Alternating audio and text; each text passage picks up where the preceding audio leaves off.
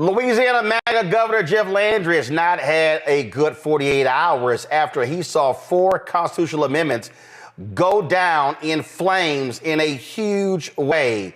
Amendment 1 lost big, 65-35. Amendment 2 lost big, 65-35. Amendment 3 lost big, 66% to 34%. Amendment 4 lost 65-35.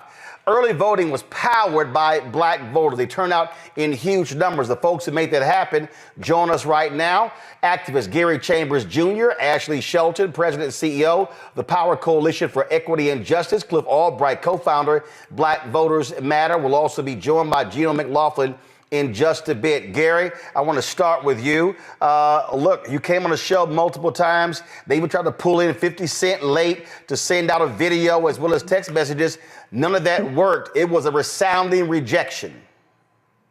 I think that what you saw is when power and people collide with each other, we can have real change in our communities.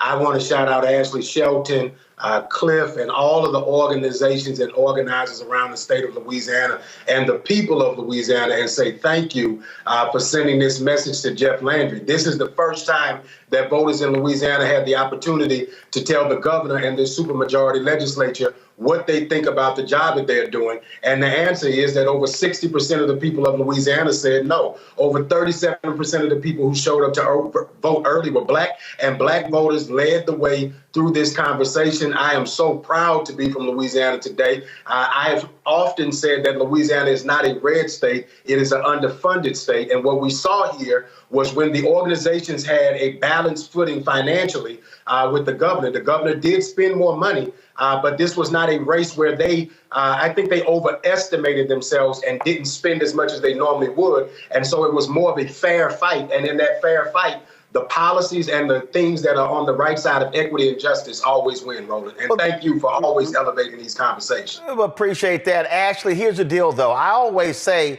money cannot beat votes. When you engage people, when you talk to them, when you educate, when you inform, and then you let them know what's going on, it can change elections. And that's exactly what happened here. Walk folks through what y'all did by traveling around the state. Yes, absolutely. And for us, this is a great win because this really is about people power. We know that we started with a town hall to kind of build some momentum. Gary and I went across the state of Louisiana talking to voters. I'm really proud to say that we had large turnout at all of our town hall meetings. We had black, white, old, young. People really were in tune to being engaged and trying to understand like what was at stake. And I mean, we had folks coming out in the pouring down rain, late night on, missing Bible study, whatever was necessary for them to find out and understand what was happening with these amendments. And then, we coupled that with a much larger campaign led by about 60 groups across the state who came together to really fight this. And so, big hats off to my friend Sarah Mojola at Vera and my friend Kristen Lewis at Louisiana Center for Children's Rights, Vote, Voice of the Experienced, and so many more who really threw down, so that we could get the message out. And I think that that's what happened here is that you saw community stand up and say, like, we can't afford for politics as usual here in Louisiana because we're too poor and there's too much uncertainty. And these things were just patently bad. And I think it's also of note for the percentages you just shared that, Amendment 3 that would have put children as young as 14 years old in adult prisons got the most votes out of all of these amendments at 66% versus 64% turnout. And so we know that, what they meant for harm and the most egregious of these amendments was the one thing that people turned out and said, absolutely not. We will not give up our children so that, we can give bigger tax breaks to corporations that aren't even here in our state. Cliff, a lot of times, I'm talking about for years, I've said to people, listen, stop sending money to campaigns and then you beg and hoping the money comes back into the community. I've said that when we fund our own organizations, we can now spend the money the way we want to. Y'all did that by working with grassroots folks on the ground. So talk about that piece as well. You're on mute. Yeah, and that's really, what I wanted to focus on, because certainly Gary and Ashley can really focus on like the work that was done in Louisiana. We did some work there, sent out like $580,000, 580,000 text messages. But it's really about that work that Gary and Ashley are explaining. And as you said, that work takes resources. Part of the magic that we saw that happen in Louisiana is when you see all of these mechanisms of outreach, when you see Gary and Ashley doing those town halls, when you see the text messages, when you get the door knocks, when you see the social media, when you see all of that, that's what has the impact on folks. But all of that takes resources. More importantly, and this is something that we always emphasize in every state where we do our work, more importantly, that work has got to take place all throughout the year. Not every text message is created equal. A text message from Ashley, from Power Coalition, from Gary is more impactful because people get that all throughout the year. They get it in a presidential year, they get it in a gubernatorial year, they get it during the legislative session, they get it during the primaries. They are doing this work. They are credible messengers because it is nonstop. And that takes resources. It's not just about what people put into these organizations in the last 2 weeks or the last 2 months. It is about the way that we sustain our ecosystems. And what Ashley is describing is an entire ecosystem, those 60 organizations doing work every year, 365 days throughout the year. That's where the magic is at. But this is the point right there, Gary, that I have been yelling and screaming. You cannot focus on 3 or 4 months before the election. I've also made clear that the black voter has changed. If you just look at the data doesn't lie. The people that vote the highest are 65 plus. They make it clear. They are informed, they know what's going on, and then they turn out. The next highest group is 55 to 64. Once you go below 55, hey, it gets harder and harder, which means that you also have to be educating people. We also cannot wait for a party to invest resources in a candidate. Now, the reality is that when you start looking at, frankly, the issues, more than likely a Democratic candidate is going to align with black folks on the issues, but you still have to reach them, talk to them, educate them, inform them. And so I just need people to understand that if we're talking about 2026, we got to be using the time now through the end of the year to get folk ready mentally, get them ready for the primary season 2026, and then get ready for a massive turnout in the 2026 midterm elections. I think you're absolutely right. I agree with everything that Cliff said, as well as Ashley. I think what you saw here in Louisiana is when all of the wheels and mechanisms are working together well, and when they are in a fair fight. And so what we need right now is for the Democratic Party and those around the country to pay attention to the Deep South, Louisiana, Mississippi, Alabama, these places where black people are in community, and then empower the voices and the people in community that they trust to go do the work that we already do. When you see people from working class white men showing up at these events to brothers with goals in their mouth, you know that you are cooking with the right sauce right now, and you're going to be able to get the combination that you need at the ballot box. That, to me, is the specialty in what we do that's different than a regular ad on TV. The text messages, the communication, the mail, when it's coming from people that you trust, that is something that you can mobilize behind. The other thing is, while the rest of the country is telling us to stop talking about black issues is what motivated black people to get out and go vote. That we need to have things and that either black people care about,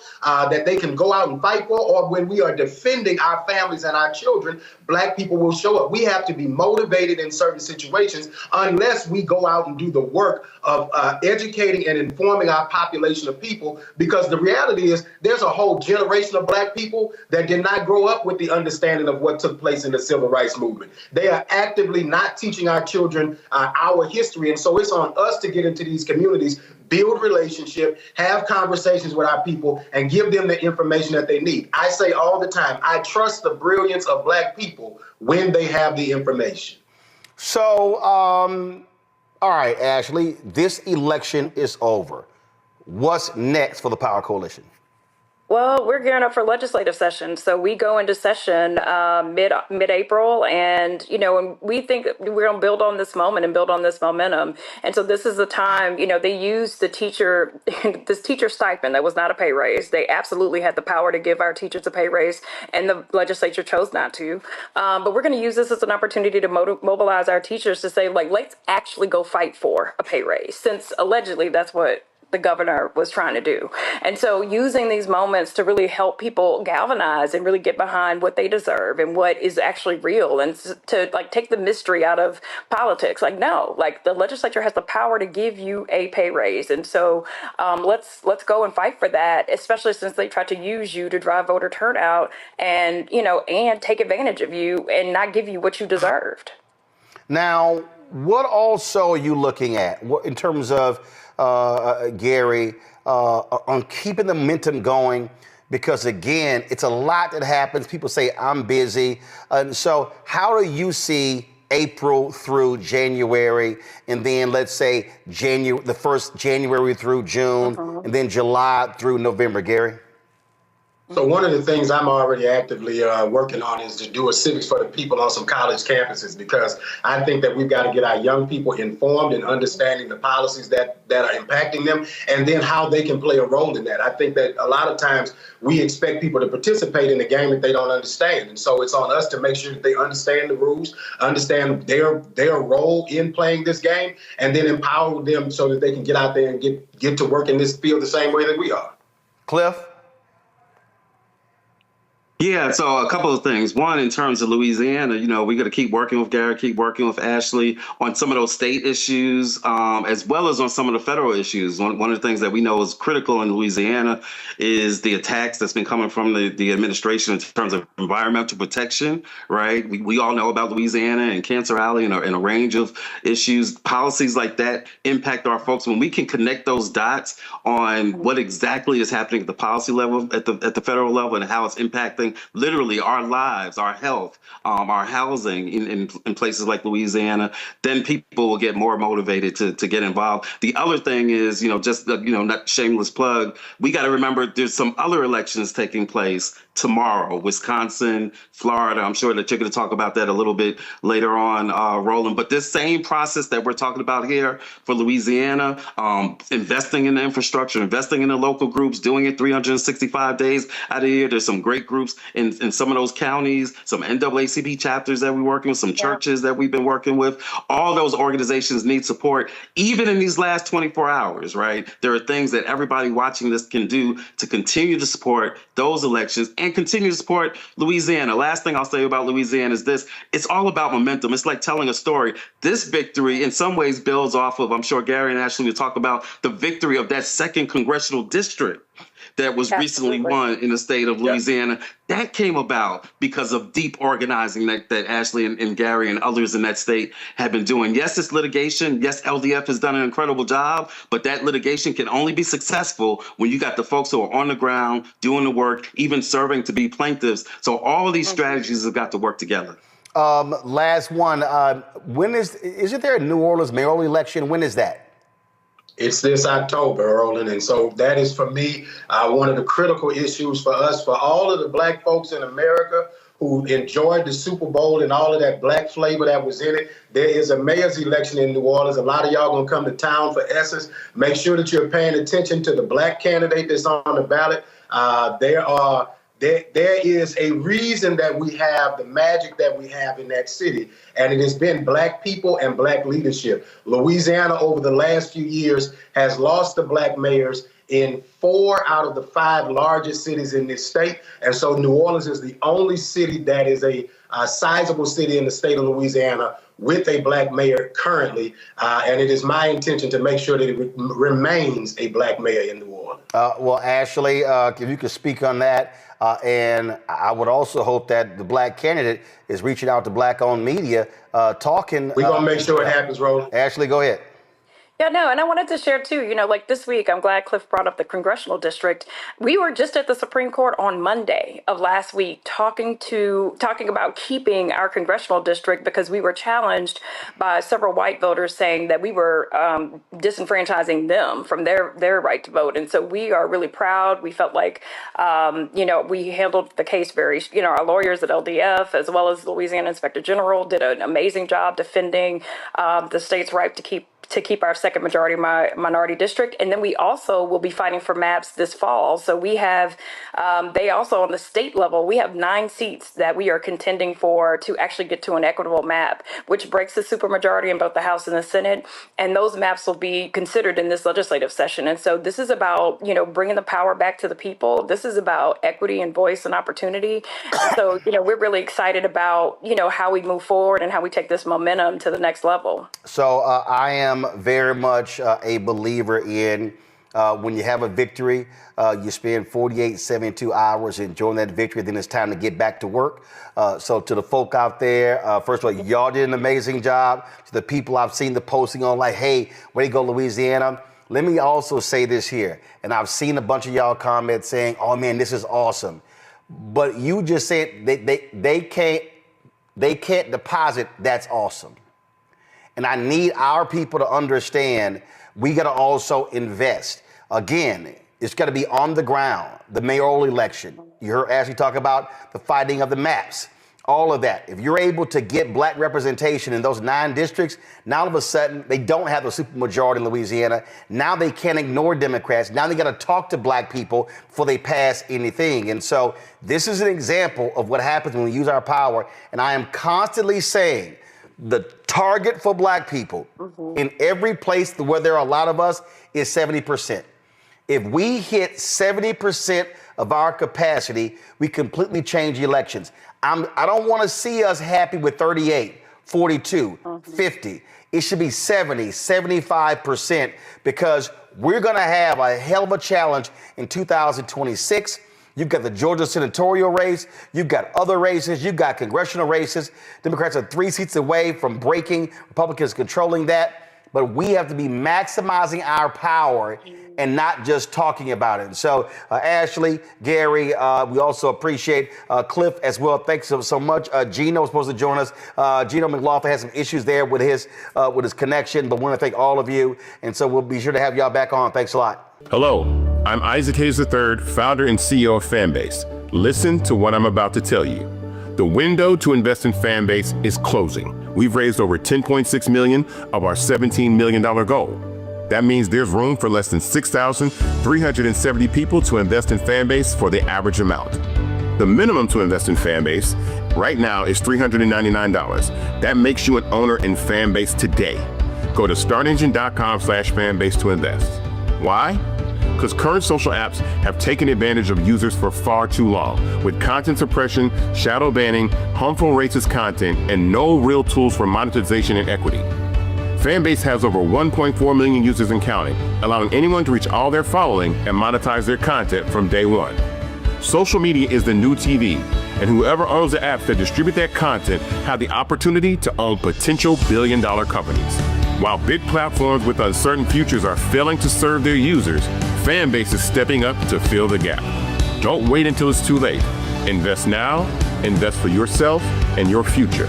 Go to startengine.com/fanbase and own the next generation of social media.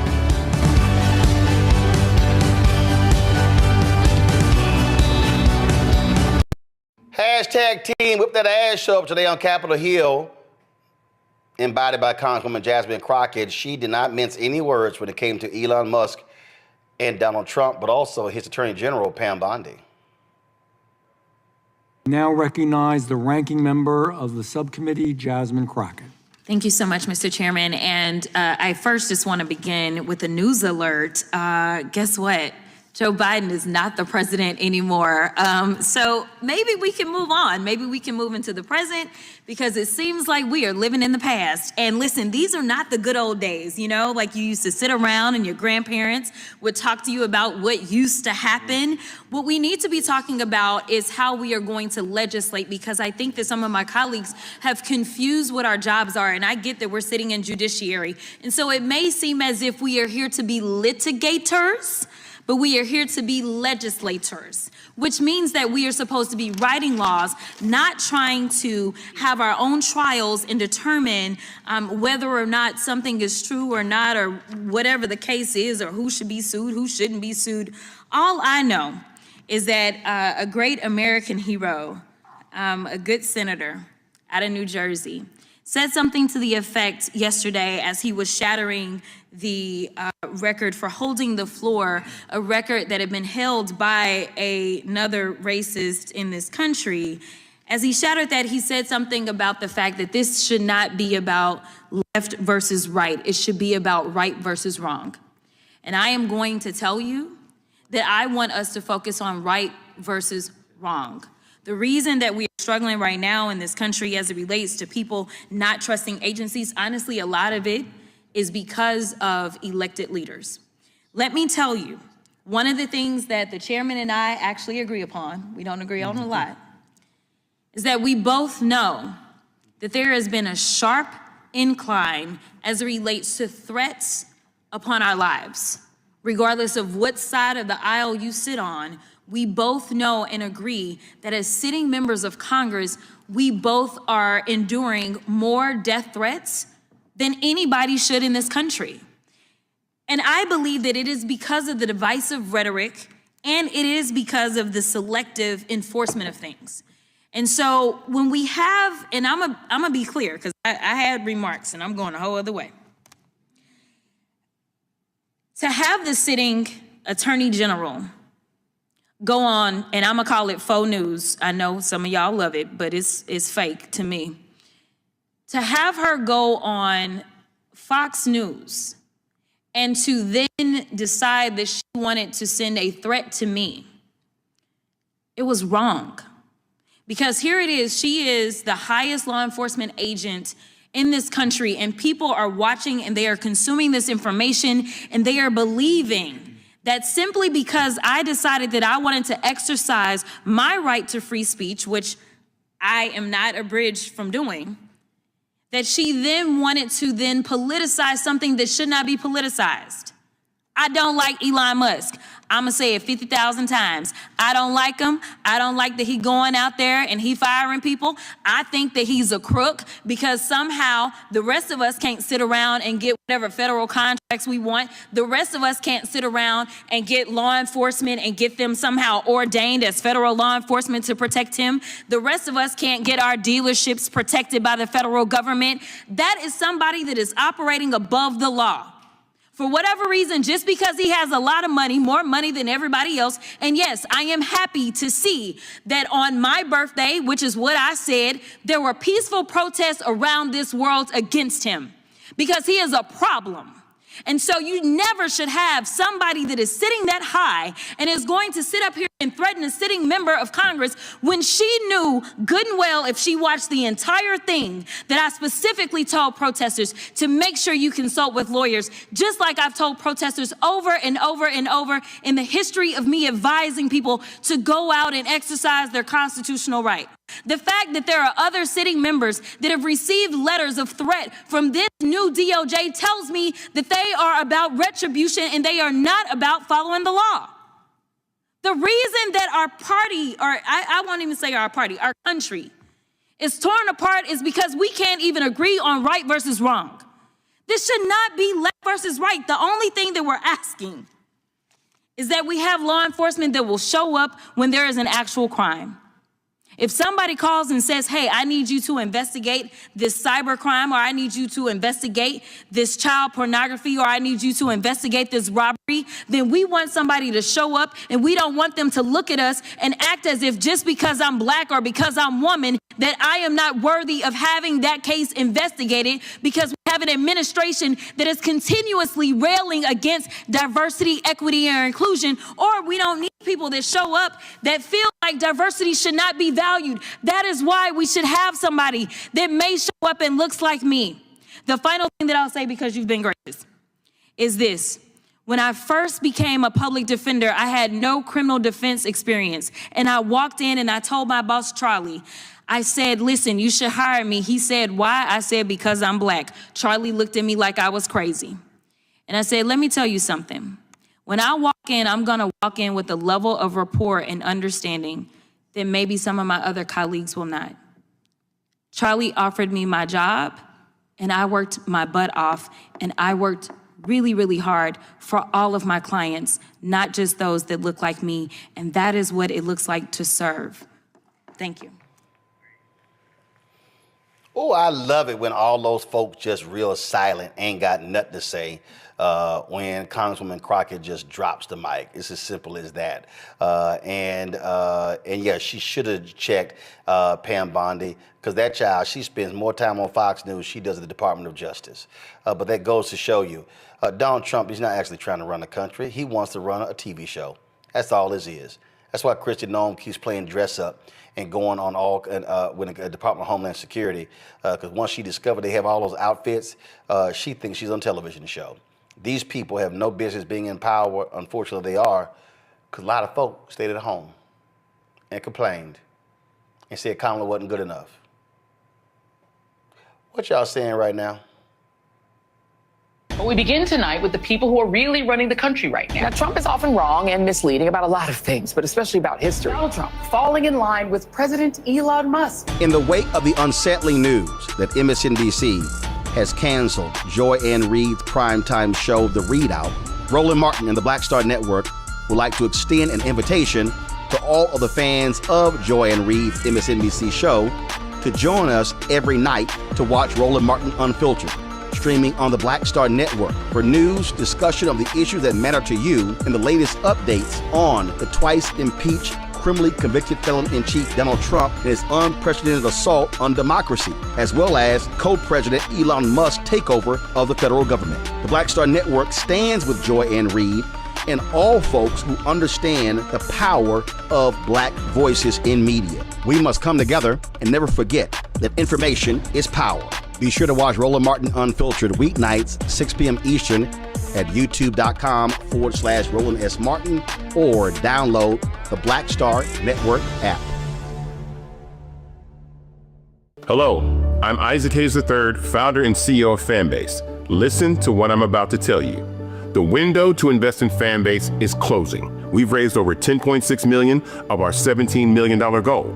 That means there's room for less than 6,370 people to invest in Fanbase for the average amount. The minimum to invest in Fanbase right now is $399. That makes you an owner in Fanbase today. Go to startengine.com/fanbase to invest. Why? Because current social apps have taken advantage of users for far too long, with content suppression, shadow banning, harmful racist content, and no real tools for monetization and equity. Fanbase has over 1.4 million users and counting, allowing anyone to reach all their following and monetize their content from day one. Social media is the new TV, and whoever owns the apps that distribute that content have the opportunity to own potential billion-dollar companies. While big platforms with uncertain futures are failing to serve their users, Fanbase is stepping up to fill the gap. Don't wait until it's too late. Invest now, invest for yourself and your future. Go to startengine.com/fanbase and own the next generation of social media.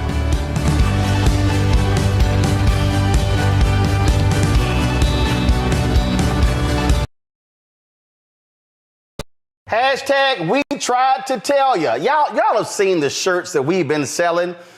Pull the graphic up. Hashtag we tried to tell ya. FAFO 2025. You know, you got Project 2025, but with Donald Trump sitting in the Oval Office, it's FAFO 2025. Well, what did Vice President Kamala Harris tell you? The man was going to screw up the United States economy with his tariffs. That's exactly what he has done. He announced the other day, which he called Liberation Day, massive tariffs against a number of different countries, including many United States allies. He has been constantly attacking Canada, calling them the 51st state, dismissing them, treating them like a stepchild. And Canada said, enough is enough. Well, guess what? The U.S. Senate passed a bill to undo Donald Trump's tariffs on Canadian goods. And of course, they make it clear that that's not how you treat a partner. But when you have the twice impeached, criminally convicted felon in chief, who's also a con man, leading the charge, well, this is what happens. Joining us right now is the senator from Virginia who sponsored that bill, Tim Kaine. Glad to have you back on the show. Great to be with you, Roland. Thanks. All of these people, and it pains me as well, all of these people, oh, we need a businessman back in the office. Oh, we need a businessman. Sure, it'd be great to have a businessman back in office. But I remember when we also had the first elected president to hold the MBA, George W. Bush. What do those two have in common? They both tanked the economy. And what he is doing here, stock market, CEOs are saying, what the hell are you doing? Ford announced laying off 900 workers. These tariffs are wrecking the economy, an economy that Biden-Harris handed him that was in good shape, rebounding from COVID. Roland, President Trump inherited the strongest economy in the world when he was inaugurated in January. We were beating every other nation, not perfect, but manufacturing up, unemployment down, more people with health insurance than ever before, infrastructure being built. Donald Trump, in 2 months with his chainsaw, has left rubble, and it's getting worse. Consumer confidence down, stock market volatile, inflation up. Some Fed regions predicting not just a slower growth rate, but even a negative growth rate and recession. And he's doing it by indiscriminate and mass firings of people that hurt the economy, and this ridiculous focus on imposing the largest tax in the history of the peacetime United States, this national sales taxes, which is what tariffs do, for the most idiotic reasons and with no real economic justification other than I'm going to take the tariff revenue I collect and use it to fund a tax break for the wealthiest. I really do think the people who work for him are absolutely in a cult. And the reason I have to say that, and I say that because I'm going to play the video in a second. Agriculture Secretary Brooke Rollins was on Fox Business touting the amazing leadership of Donald Trump while they are showing the stock market down 1,400 points. What world are these people in? Well, Roland, you've asked it, and I don't have a good answer for you. They are cultists. You know, Donald Trump talks about the golden age. I think it's like almost the golden years. This guy, especially on the economy, this quote businessman is wrecking the economy. And he's doing it for, using discredited theories. When the Republicans did tariffs under the Hoover administration, it just prolonged the Great Depression.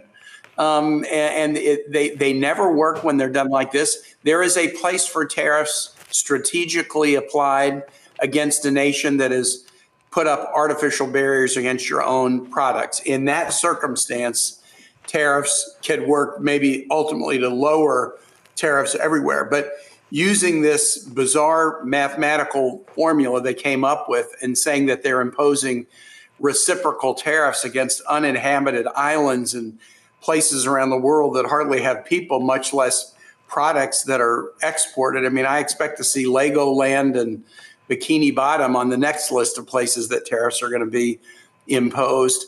But you're right. Many of my colleagues, we had this vote last night, and we did get 4 Republican votes to overturn President Trump's Canadian tariffs. We still have to get this through the House. But I had many more Republicans tell me, you're right, we should be voting with you. We want to give him the benefit of the doubt. It's still early in his term. But last night was the first time any Republicans would stand up and cast a vote against Donald Trump in this term. And we just have to keep forcing them over and over again to cast votes of this kind. Do you accept these policies, or do you disown them? it was good to see some of that muscle start to be exercised last night. Senator, I don't understand your Republican colleagues. Oh, you're right. Well, we'll see. I mean, when are they going to get a backbone? They have constituents who are getting screwed. And it's like, oh, well, whatever the emperor wants, we're going to go ahead and do. They have no courage. They have no conviction. These folks are always talking about being tough. How about to start with the idiot at 1600 Pennsylvania Avenue? Well, you know, Roland, you asked a good question. When are they going to have a backbone? I'll tell you what I think is going to happen. We have a 2-week Senate recess that comes up around Easter, you know, the week before and the week after Easter. And everybody's going to be back home hearing a whole lot. Just like I traveled around Virginia just 2 weeks back. My small businesses, my farms, my universities, my health clinics, my food banks. I'm hearing from everybody. And I have a feeling this maximum strength tariff regime that he announced yesterday, people are going to hear about it very, very loudly when they're home. And then you may see more because, look, we're going to challenge the tariffs he announced yesterday. We're moving ahead on the Canadian challenge, but the tariffs he announced yesterday, we're going to challenge them too. And we'll likely have a vote on that. We'll be guaranteed a vote on it. It will likely happen shortly after we get back from this recess. And by then, the effects will be felt and my colleagues will have heard from their constituents. And then we'll see, are they willing to show backbone or not?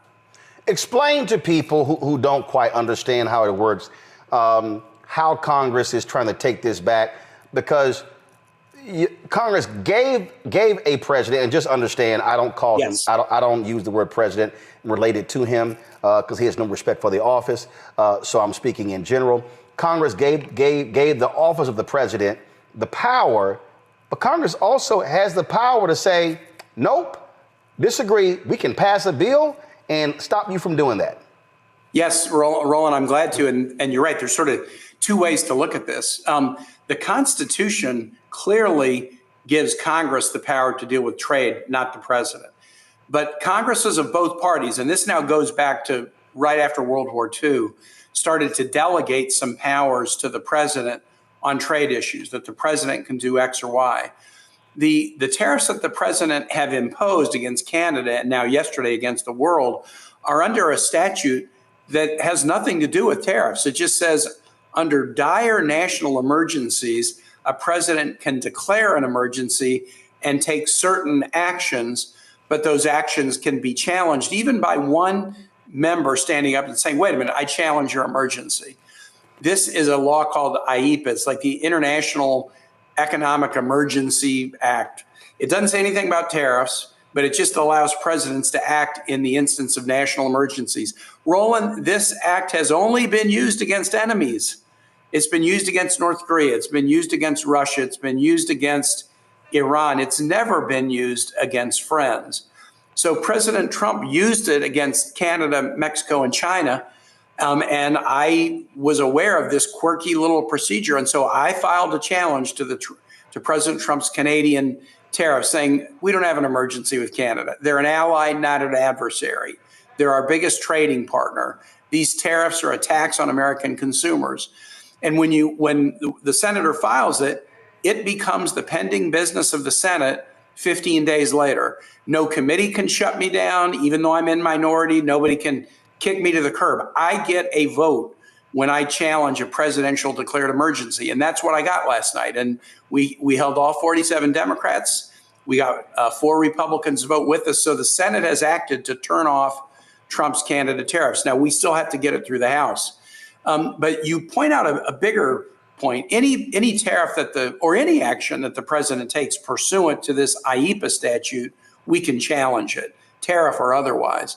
But you raised the bigger point. Why did Congress give this power away to the president? Shouldn't we haul it back? And the answer is, of course we should. And so there's a bill that's introduced today. Senator Grassley of Iowa, Republican, and Maria Cantwell, Democrat of Washington State, to begin to pull these powers back. Rand Paul has a similar bill.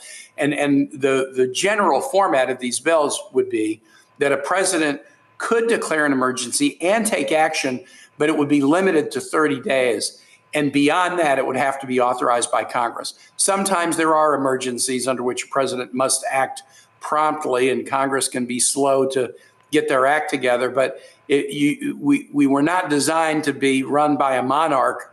We didn't want to have a king that could impose taxes on all of creation by his own say-so. And so we do think there might be some reforms to these trade and emergency laws that will haul power back to Congress. Just a couple more questions. Your colleague, Senator Cory Booker, broke the record of racist segregationist Strom Thurmond that really captured the attention of lots of people. Frank Luntz, who I frankly blame for a lot of the discord we see today with his polling, said that he was polling at the time some folks, some Democrats, and they said, this is what we want to see. Lots of people have been talking about a need for a change in Senate leadership with Minority Leader Senator Chuck Schumer. But talk about, again, what you're seeing and hearing. I travel this country. Listen, I got a home in Texas, got a home in Virginia. We spend time on the road. I'm in multiple states all the time. And what I keep hearing is, I need to see Democrats pounding tables, fighting, using every single weapon at their disposal to fight and combat this administration. Yep, and Roland, you're right. And Cory did a fantastic job the other night. I was on the floor with him doing one of those colloquies that lets him lean on a podium for a few minutes while I ask him a question. He did an amazing job. And that's one of the reasons why this maybe isn't as known as it should be.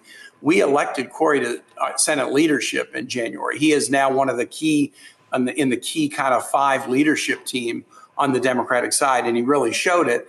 And his speech really, in my view, it sort of set the framework for what we need to do going forward. No coincidence, the first Senate action after his speech was the vote on my challenge to Donald Trump on his tariffs. I'd filed the challenge about 3 weeks before. It had to ripen and then be the pending business of the Senate. But I didn't wait for permission from the leadership or anybody. I just said, I'm challenging Trump. And I think when you understand what this is about, Democrats, you'll get on board with me, and all did. We just need more people doing what Cory has done, and we need more, filing of these challenges to Trump. In minority, the tools can be limited, but we do have tools. And I hear the same thing you hear, that people want to see fight. We got to, do it in ways that are true to ourselves. But I'm really relishing the opportunity. Look, I delivered Trump his first loss in the United States Senate since he was inaugurated last night by getting some Republicans to join with Democrats. And I got a lot more up my sleeve. All right, Senator Tim Kaine, we appreciate you joining us. Thank you so very much. All right, I'm going to say hey to your good friend Don Scott when I see him next. Well, I'm wearing my Texas A&M gear today. He's a graduate of A&M. We both pledged Alpha, same chapter, Pi Omicron, and I made it clear. And he's already hit me. He said, I'm going to need you on the road doing your show, doing some town halls to keep him as Speaker of the House in Virginia. So we look forward to hitting the road and hitting different places around Virginia in the coming months. We'll watch for you out there. Thanks, Roland. Thanks a bunch. Folks, I was telling y'all about Fox. If y'all want just some comedy, listen, this is Trump's agriculture secretary. While she's talking, the stock market is plummeting. Watch this. While certainly the economy will be adjusting, the negotiations will continue. We are really, really excited and very grateful to President Trump's leadership and being willing to be bold and fearless in facing some pretty big policy challenges around the world. So what is the impact on farmers then? Well, we'll see, right? I mean, we're negotiating. Now we move into some significant negotiations. I mean, I've got a great chart here. You can hold your little chart up all you want to. The impact on farmers, y'all getting screwed. Y'all getting screwed. So I don't want to hear all this. I need y'all to understand, these people are cracking me up, and all of those MAGA loving farmers, hey, all I have for y'all is Scarface's No Tears. This is what y'all wanted. Y'all voted for this fool. Y'all are getting every single thing that y'all wanted by voting for this despicable man. Y'all are going broke. Y'all lost money last time. I need everybody who's watching to understand something. The American taxpayer had to spend $25 billion for farmers last time because Donald Trump invoked his tariffs. There were folk who were sitting here filing for bankruptcy.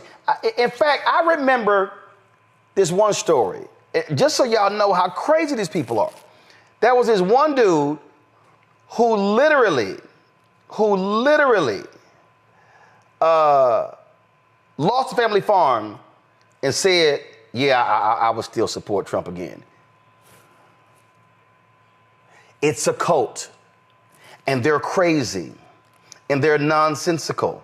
Now, if y'all want some more laughter, here is that dunce of a press secretary, Caroline Leavitt, on News Nation saying, there's not going to be any pain, no suffering from Donald Trump and our economy. Watch.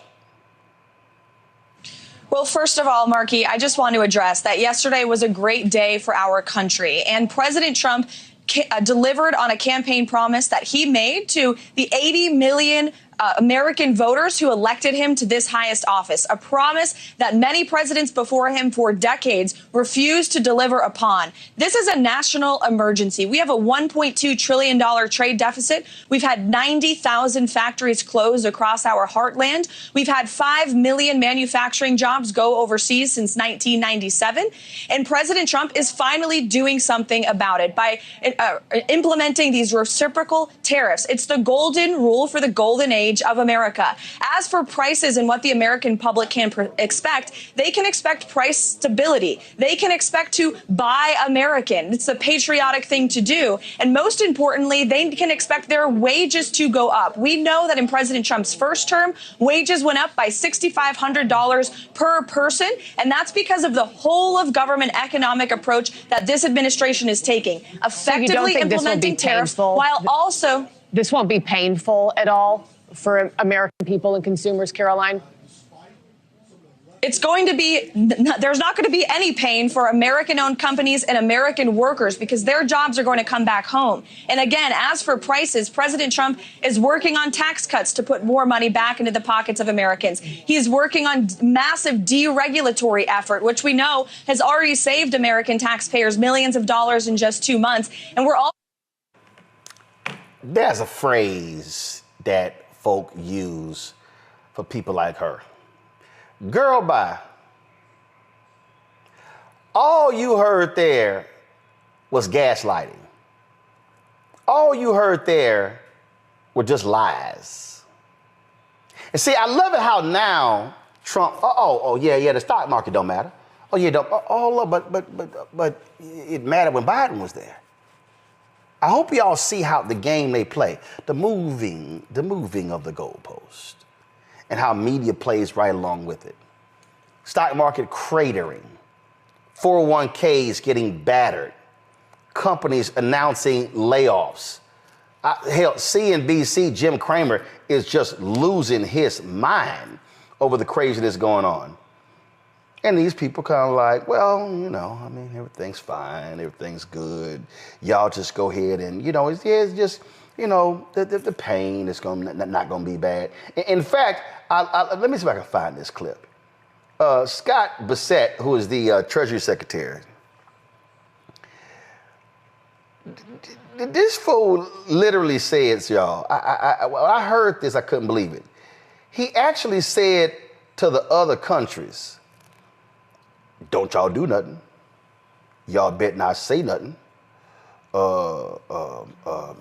You bet not respond. Really? And this was interesting. He's talking to us, Caitlin Collins of CNN. And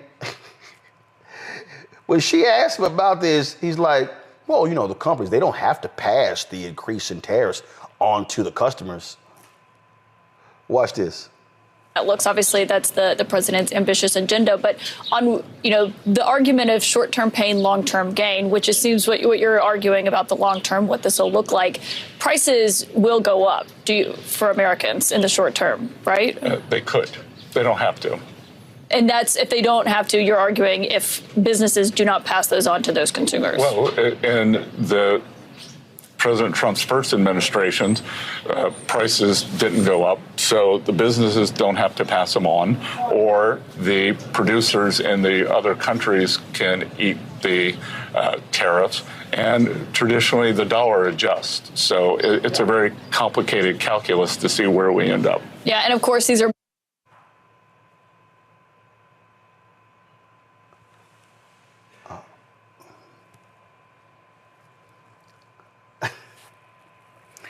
they don't have to increase prices. And the countries, they could eat the tariffs. You the Treasury Secretary? You supposed to be a financial whiz? He worth more than $500 million? And saying bullshit like that? Everybody named Mama knows what's gonna happen. Prices are going to go up. If you put tariffs on wood, drywall, you're gonna pay more for a house. I couldn't stand algebra and geometry in school, but I damn sure know how to count.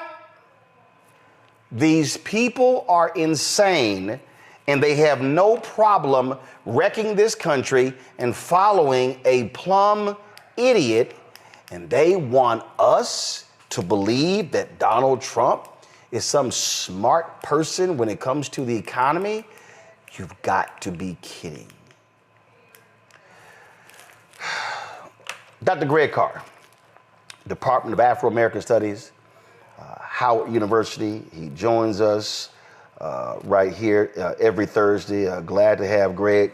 First of all, back at the home studio, because Greg was on the street last week.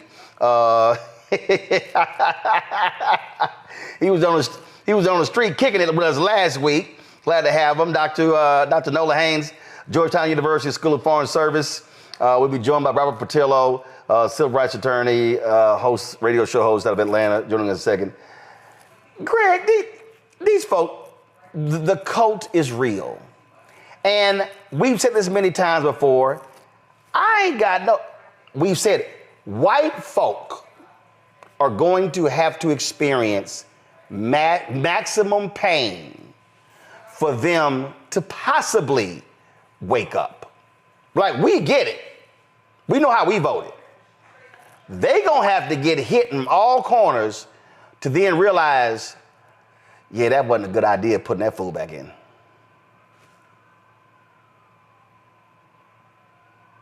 You're on mute. Sorry about that. There we go. I said, thank you, brother. You're right. You're absolutely right. And that pain won't be enough. History has shown us the pain won't be enough. The Democrats cut in half the margin by which the 2 seats that were in special elections in Florida a couple of days ago were lost by when the previous occupants were there, but they still didn't win. They beat back Elon Musk in Milwaukee, but the simple fact of the matter is there's still too many people in this country who don't care. I think the real story here we have is really about the world and the United States of America. All of us who live here, and of course we've been saying this all along, we don't just live in a world where there's only the United States. We live in a globe. A couple of days ago, South Korea, China met together with Japan. South Korea and Japan in the same room, and they said, we're going to have a joint response to these tariffs. Vietnam, Nike stock lost $250 billion since this thing hit, and much of their manufacturing is in Vietnam.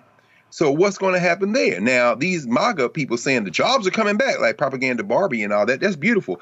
Your MAGA friends getting ready to work for $5 a day? I don't think so. France is saying, Macron said today, European companies should not be investing in the United States. Remember that the trade deficit works the other way with the EU, because the United States has a trade deficit with the European Union when it comes to services rather than goods. So this is not a dance that's going to be happy. In Brazil, they're saying we're not picking a side. Why? Because we got enough markets to serve. They are one of the main food suppliers in the world. And of course, we saw today the stock market is crashing everywhere, the stock market in the U.S. being the worst hit. They don't care.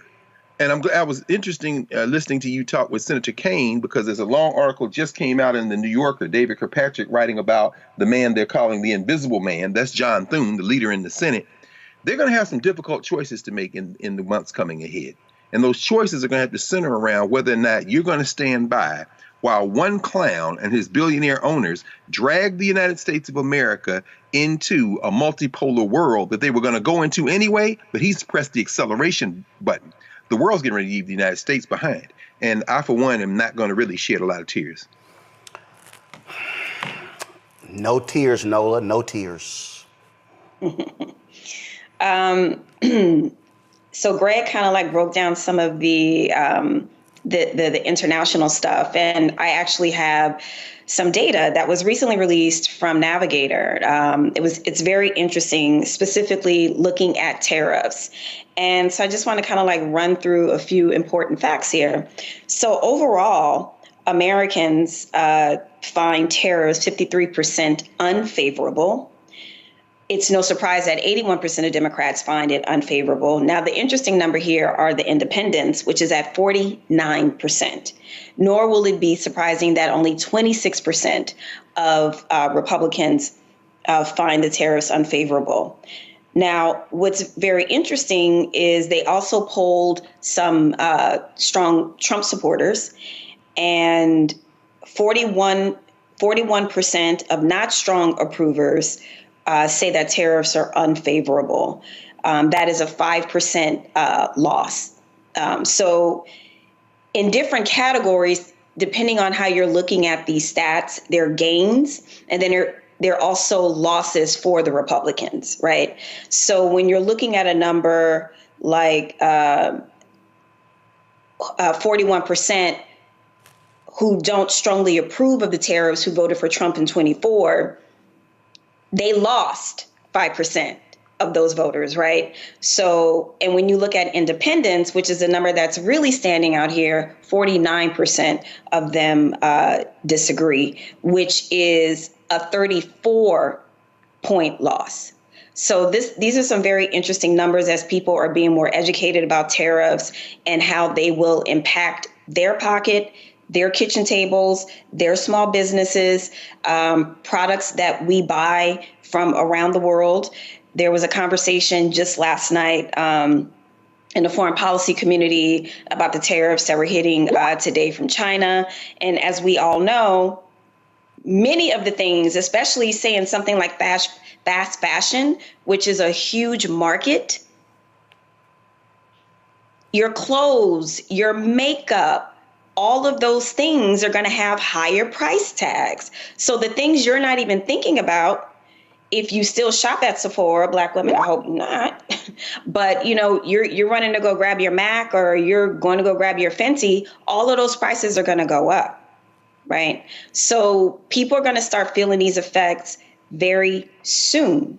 And listening to you talk to Senator Kaine, what I found interesting in that conversation is this idea of, oh, everything's, going to be fine. That's what the cult is saying, right?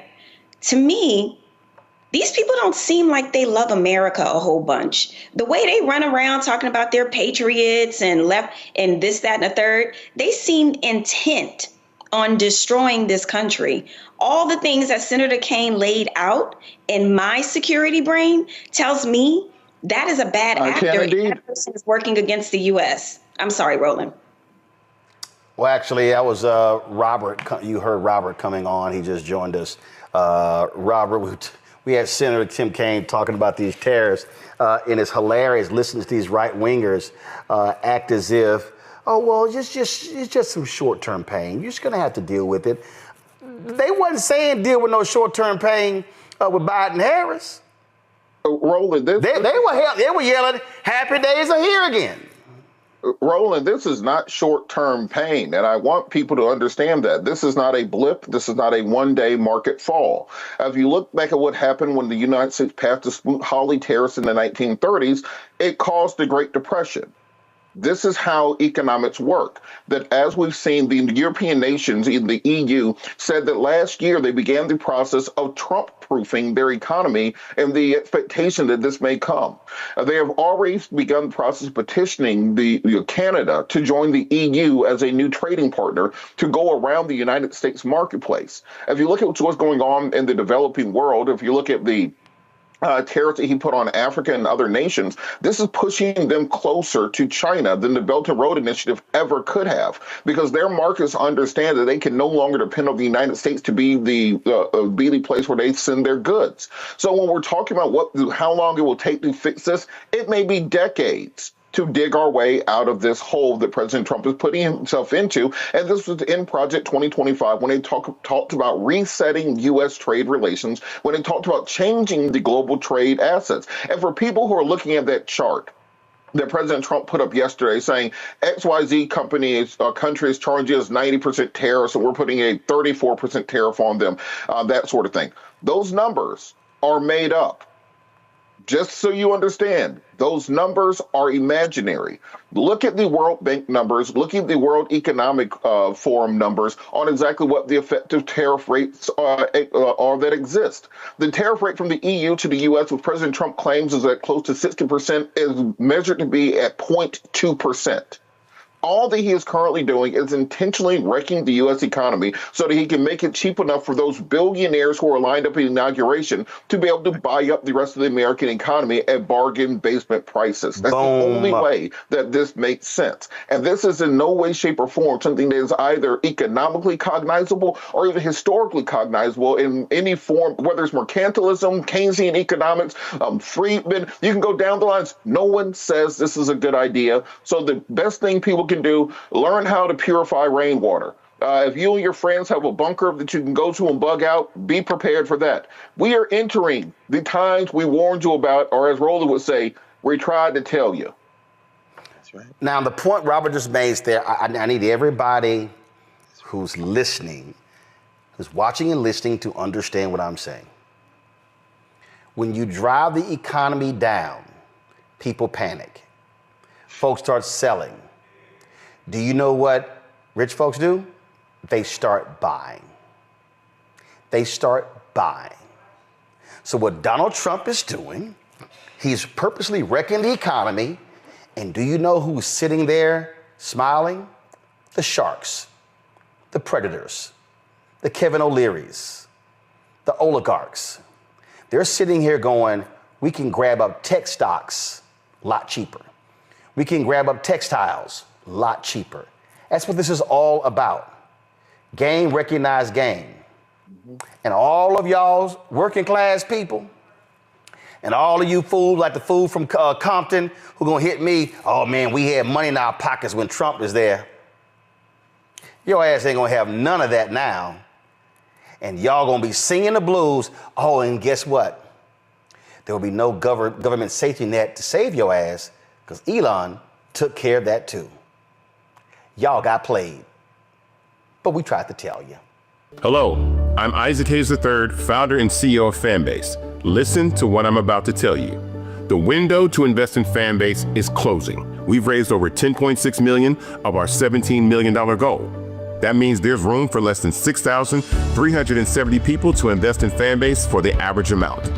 The minimum to invest in Fanbase right now is $399. That makes you an owner in Fanbase today.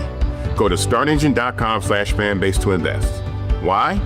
Because current social apps have taken advantage of users for far too long, with content suppression, shadow banning, harmful racist content, and no real tools for monetization and equity. Fanbase has over 1.4 million users and counting, allowing anyone to reach all their following and monetize their content from day one.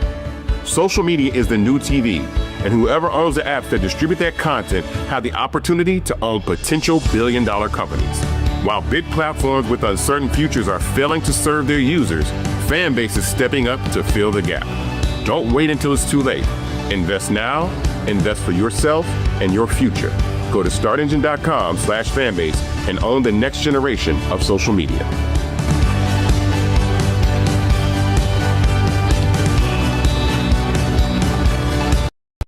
Boy, these racists, they sure are emboldened by this idiot Donald Trump. Take the ex-husband of Marjorie Taylor Greene, Perry Greene, driving his trash-ass dumpster known as the Cybertruck.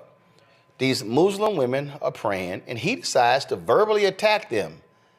Y'all want to see just despicable? Yep, this is the trash that Marjorie Taylor Greene said I do to.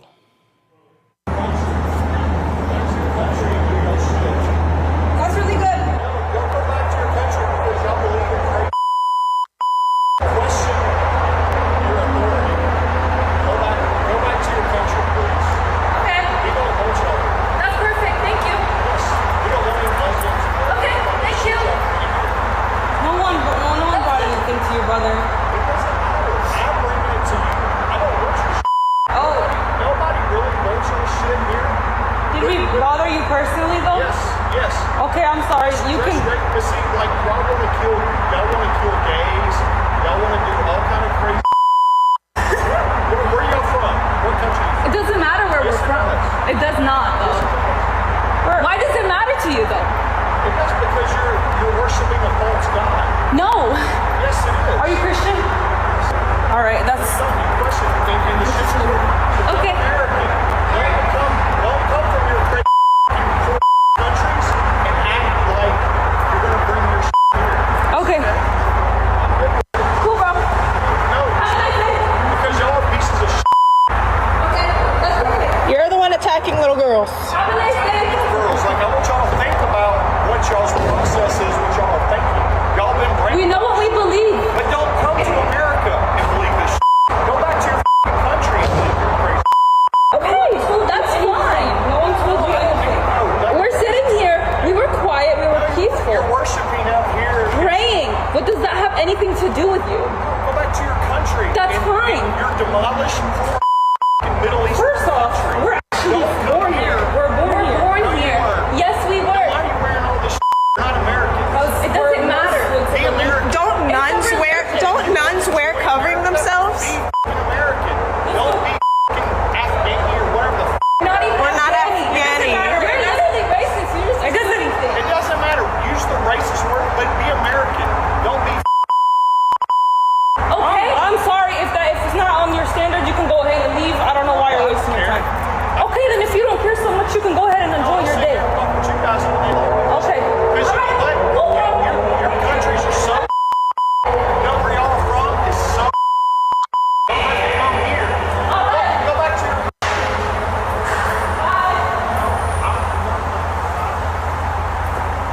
I can call the cops. If you're gonna keep harassing us, that's fine. What are you gonna call them about? Just go about your day. What's the point? Are you gonna follow us? What's the point? I'm trying to get out of the Do you want to learn about our religion? Go back to your country. Have a good day. Have a good day. That's okay. That's okay. Just leave him alone. Go have a good day, bro. Oh my God.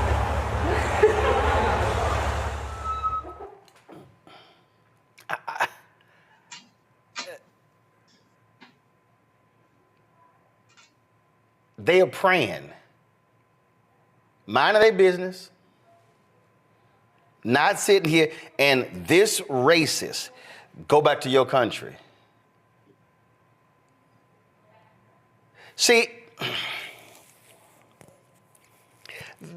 this is what I need people to understand.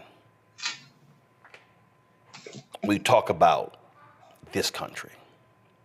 When we talk about how people view this country, y'all have heard me say this before. There's a movie called The Under Shepherd. And The Under Shepherd was directed by Robert De Niro. Robert De Niro starred in The Under Shepherd, along with Matt Damon. And in this movie, it is based upon a fictionalized version of the creation of the CIA and how the CIA was created by these white Anglo-Saxon Protestants, and how these white men, the Dulles brothers, how they established this secret society coming out of Skulls and Bones to create the CIA. And there's a particular scene in this movie where Matt Damon and Joe Pesci are talking, and Damon's character goes to see Joe Pesci, and he's trying to get the mob's help. And this is loosely tied to Castro, trying to get the mob's help to assassinate Castro, which actually happened in real life. And in the scene, they're talking, and Pesci poses a question. He poses a question to Matt Damon. And in this exchange, if you want to see what America is all about, if you really want to understand what these people actually think about non-white people, we played for y'all, I guess it was last week or maybe 2 weeks ago. We played the clip of J.D. Vance, where J.D. Vance was talking about these European values. Oh, and if you come in, you got to have the right, view of America. See, people like him. See, I know somebody may be saying, "Oh man, that dude was a racist there." Oh yeah, he's a racist. But understand, the racism that he is projecting, that racism is coming from a particular place. And for these people, how they view this nation, they view everybody who is not white as other. They don't view black people. They don't view Latinos, and they don't view Muslims. They don't view any of these people as full Americans. No, their view is, you ain't one of us. See, that's why they are so quick to tell us, go back to where you came from. That's why they're so quick. You don't like it? You can leave. They love using that language because, see, in their minds, this is theirs. In their mind, this is all theirs. That's how they view this. I'm gonna play this clip in a second. But that political sense, that's how they view. This ain't out of the ordinary. This is how they behave, and there's no shock that Marjorie Taylor Greene was attracted to that. Well, they have something in common, so we can't be surprised about that, Roland. They have a lot in common, them too. Remember when David Perdue said that to Stacey Abrams when she first ran, I think, for governor? And remember, I don't know if you all know, but Abraham Lincoln, after the war, he told, black folks, hey, you go back somewhere. I forgot what he said, go back to. No, actually, Abraham wanted. Listen, it was Liberia. That was Liberia, and he held that view because he said that I just don't believe that these two sides are going to be able to get along, and so he articulated shipping black folk back to Africa. Right. Yeah. But it's funny, but this was after the war, right? This was after the war, he says that. Well, we don't need y'all anymore. But like they said, they responded, no, this is our country. This is where we're from. And beneath is our ancestors. It's our ancestors. So, I mean, I would have said something. I'm pretty sure I wonder if this was during Ramadan, because that just ended. But I would have looked at his ass and I would have said, I will go to my country when you take your ass to your country first. That's what I would have said. See, it reminds me, puzzled because he doesn't have a damn country. Eugene, it reminds me of Patrick Bet-David when I was on his podcast and he tells me, well, why do I go back to my neighborhood and fix things? And I'm like, looking at him going, your ass ain't even from here. Why don't you take your ass back to Iran? Yes. I saw that. Listen, it's the audacity and caucasity, right? They say, to the point of MTG's, I guess, husband, ex-husband, they say, there's no more reflection of who you are than the person you decide to marry, because marriage is probably the ultimate business. That aside, the audacity and the caucasity. These folk that, think that they just have infinite dominion over wherever they are and over whomever is around. Black folk, native folk, folk of color built this land, point blank, period, and are still building this land, point blank, period. And the thing is this, like I said, I'll go back to wherever when you go back to wherever. But at the end of the day, the result that neither of us are going to go anywhere. So, you could just stay your happy ass over there away from me and my people, and we call it a day. Keep it civil, keep it peaceful. Well, I just want, again, we know who these races are. We know what they sound like. We know how they think. We know how they act, how they appear. We know all of that. But Zabor, to sit there and watch this man just attack them because they have a different religion, when, fool, we have freedom of religion for a reason. No, but it just shows you their lack of respect for the Constitution. When No. They don't. They love the second. They can't stay in the first. No, it's so. They love the second. They don't like the first. When it comes to us, this is why our community paying attention is so important. They're attacking birthright citizenship. They're saying in this, how he's moving is the exact reason of why we got to stay vigilant. If they attack them birthright citizenship and the 14th Amendment, and they're trying to put holes in that aspect of the Constitution, then you see them doing things like this and that rhetoric is pushed to the front. That's not Christianity. That's not the faith I know. You know what I mean? It's like you are ignoring humanity in people. You are ignoring loving your neighbor. And nobody's from here. We were brought here. They stole here. It's like, how dare you tell somebody that they're not from America? You don't know those people. And everything about our country has been built on the backs of people that are not from here. There is no country without Black people and the inventions we have, the work we do, the blood, sweat, and tears that build the houses and the White Houses that they get to be in. So it just really irritates me that they use faith to justify hatred. Those young ladies wasn't doing nothing. That old white man that has no cool, no respect and attacked a person while they're praying, but you say you are of God and you're a Christian. Like, how that?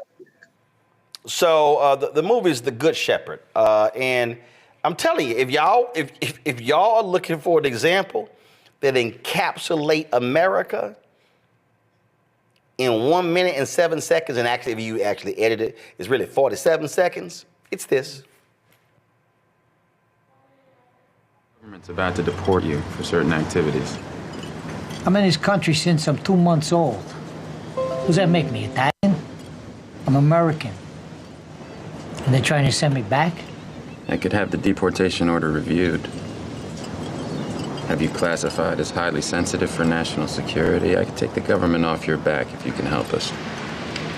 Usually the guys that scare me. You're the people that make big wars. No, we make sure the wars are small ones, Mr. Palm. Let me ask you something. We Italians, we got our families and we got the church. The Irish, they have the homeland. The Jews, their tradition. Even the niggers, they got their music. What about you? people, Mr. Carlson. What do you have? The United States of America. The rest of you are just visiting.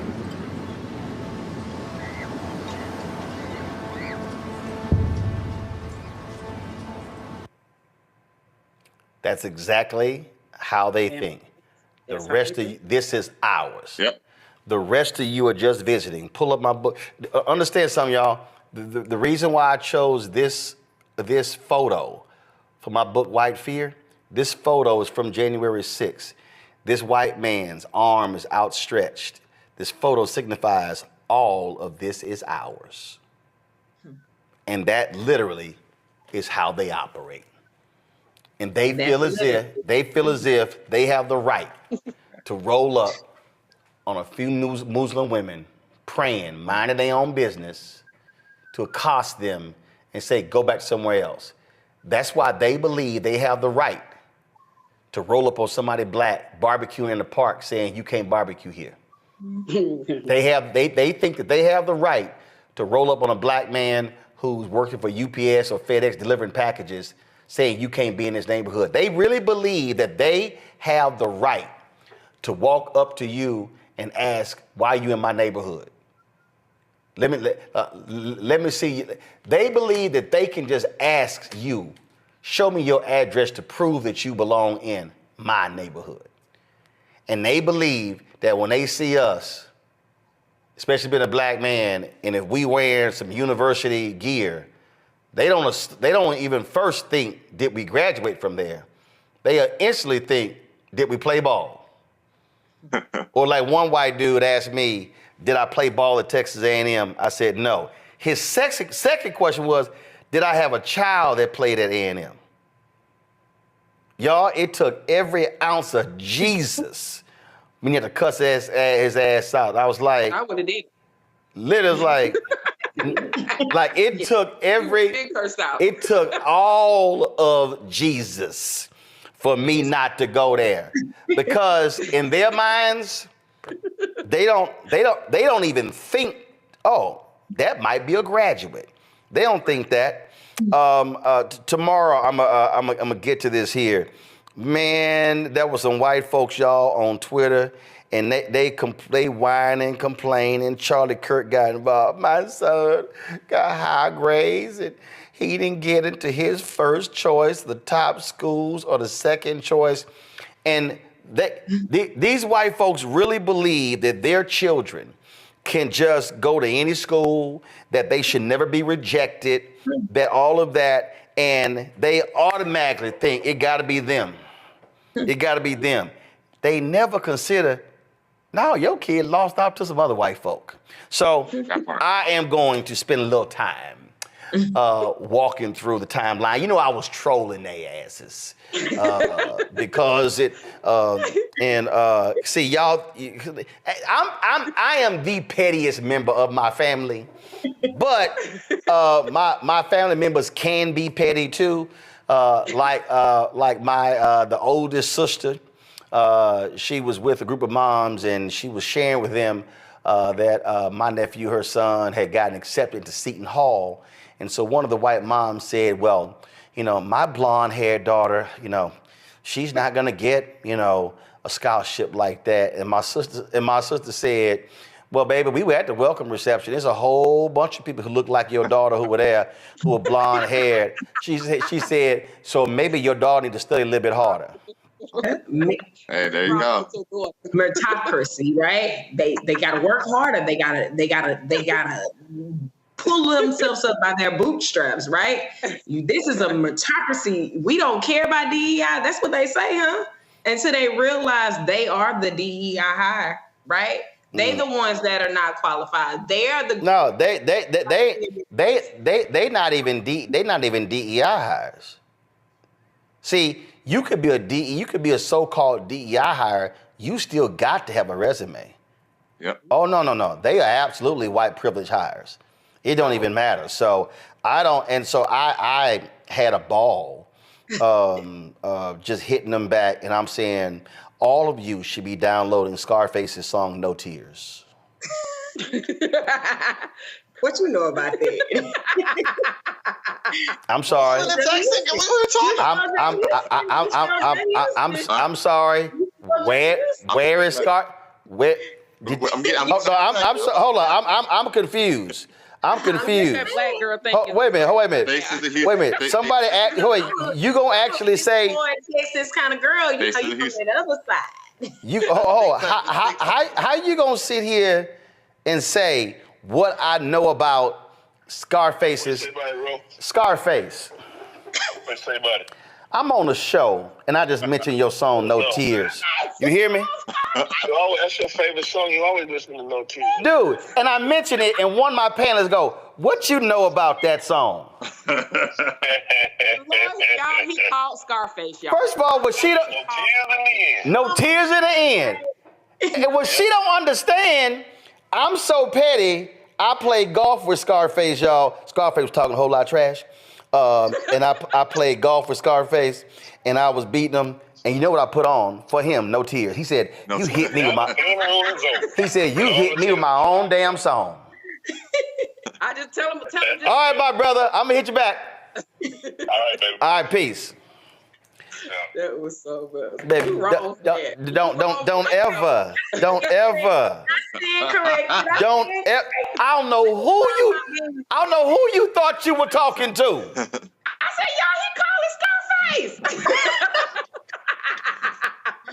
I mean, I was just checking your temperature, seeing where your head was at. Right? Baby, I'm the last one you ever want to check. I know. I stand corrected, no problem. No, baby, this the super phone.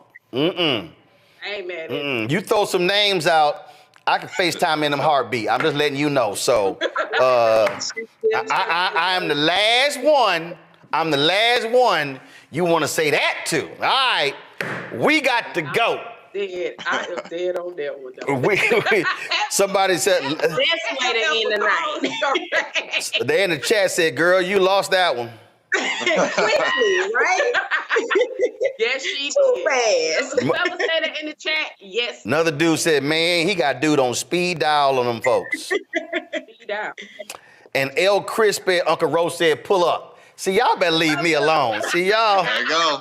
There you go. Said pull up. Y'all better leave me alone. All right, we got to go. Hello, I'm Isaac Hayes III, founder and CEO of Fanbase. Listen to what I'm about to tell you. The window to invest in Fanbase is closing. We've raised over $10.6 million of our $17 million goal. That means there's room for less than 6,370 people to invest in Fanbase for the average amount. The minimum to invest in Fanbase right now is $399. That makes you an owner in Fanbase today. Go to startengine.com/fanbase to invest. Why? Because current social apps have taken advantage of users for far too long, with content suppression, shadow banning, harmful racist content, and no real tools for monetization and equity. Fanbase has over 1.4 million users and counting, allowing anyone to reach all their following and monetize their content from day one. Social media is the new TV, and whoever owns the apps that distribute that content have the opportunity to own potential billion-dollar companies. While big platforms with uncertain futures are failing to serve their users, Fanbase is stepping up to fill the gap. Don't wait until it's too late. Invest now, invest for yourself and your future. Go to startengine.com/fanbase and own the next generation of social media.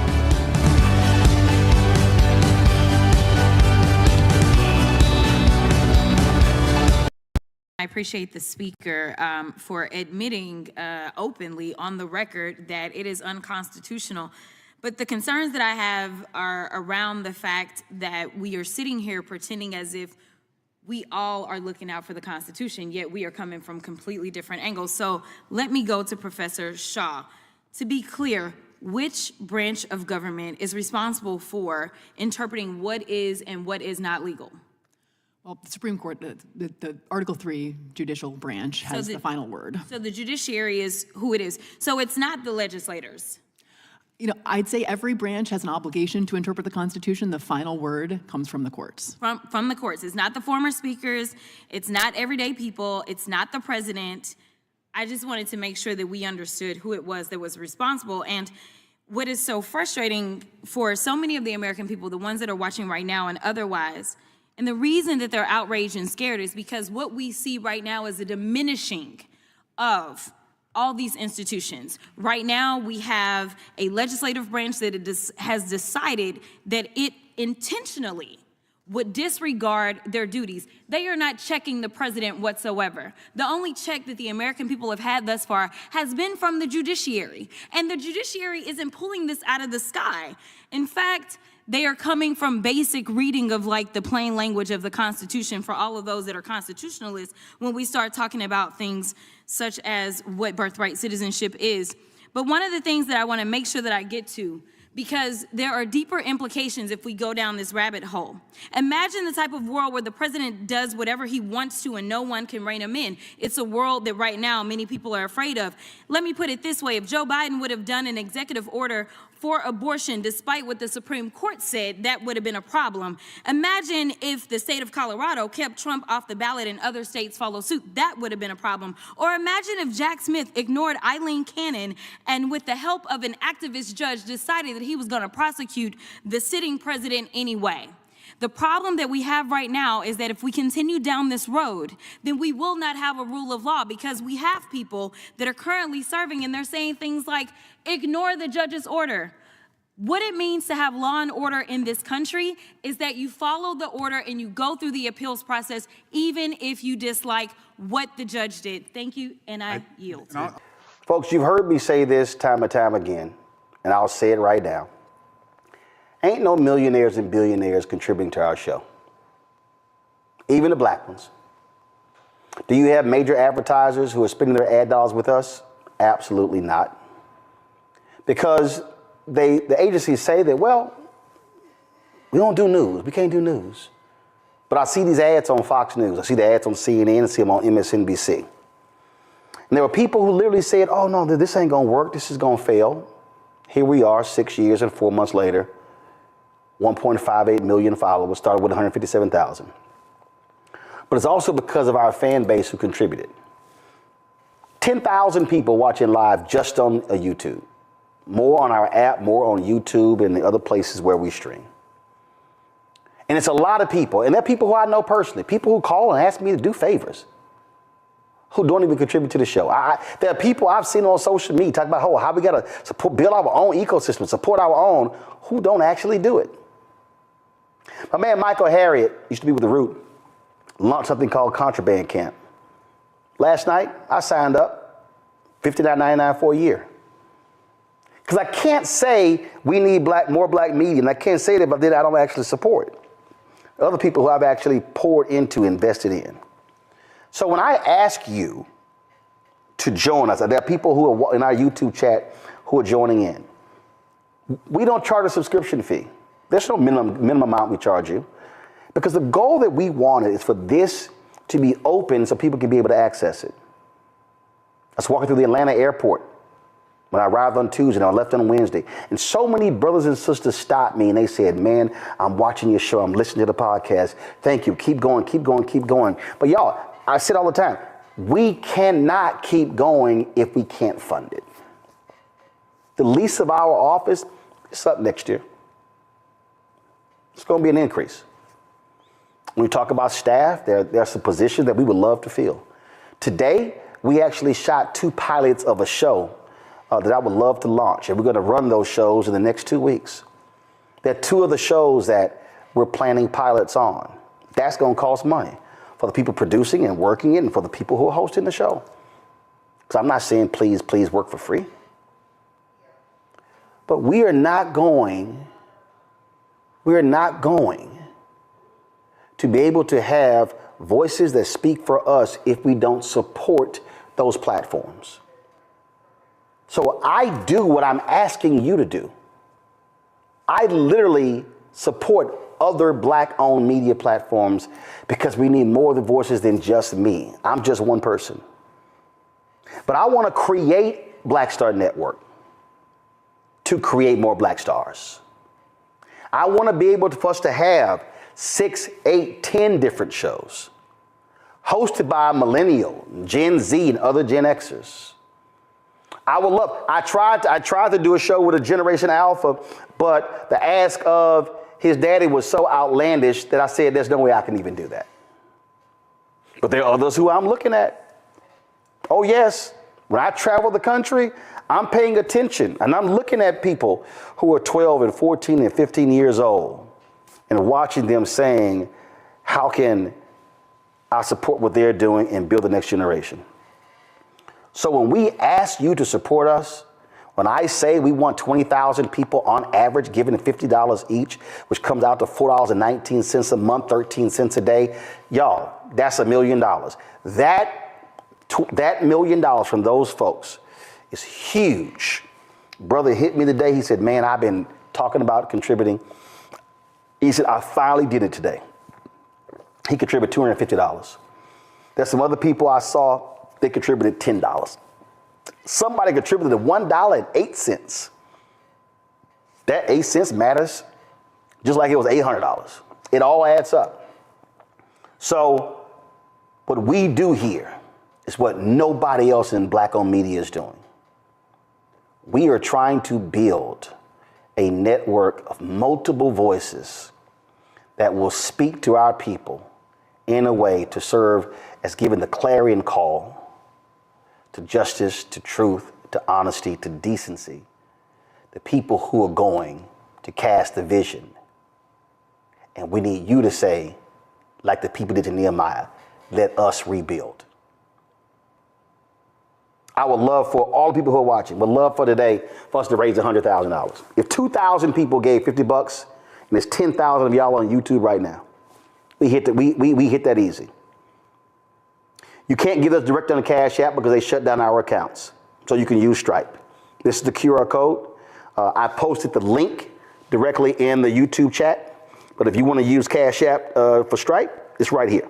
This QR code, if you're listening, go to blackstarnetwork.com. If you want to give via PayPal, PayPal is paypal.me/rmartinunfiltered. Venmo is venmo.com/rmunfiltered.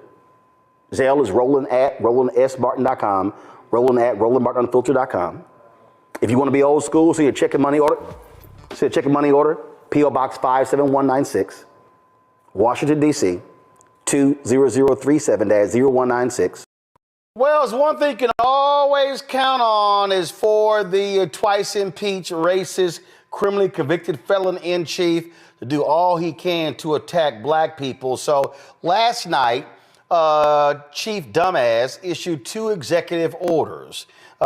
This is the first executive order, making the District of Columbia safe and beautiful. Now, remember, they've already screwed us when it came to Black Lives Matter Plaza. Okay, they've already screwed us. In fact, I mean, just so you understand, you know, in terms of what these folks have done. Is just, I mean, it's just an abomination what they've done. Actually, come back to me. I'm going to scroll in a second. What they've done is abomination. You know, I was outside. I'm going to do this here. Give me 1 second. I'm going to, just so y'all know, this is what the latest is and how they've just completely chopped up and just messed up 16th Street, which actually leads to the White House. You know, Republicans forced the District of Columbia to spend, almost $1 million tearing up the streets because they did not like Black Lives Matter being on the street. It was a monument that was created. And so as a result, I shot these photos yesterday. Give me a second. I'm connecting on my iPad so you can see what it looks like.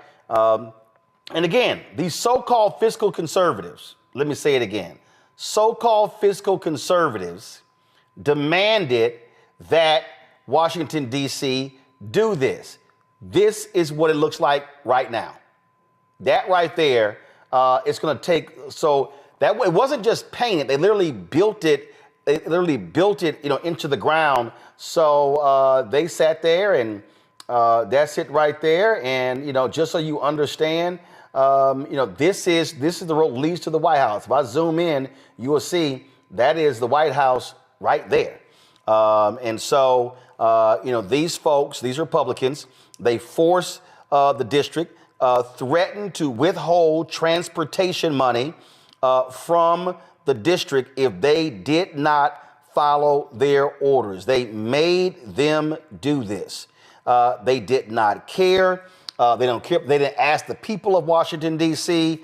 It does not matter for them. Hey, we control Congress, so therefore we control your purse strings. So you know what? We gonna make y'all do whatever we want y'all to do.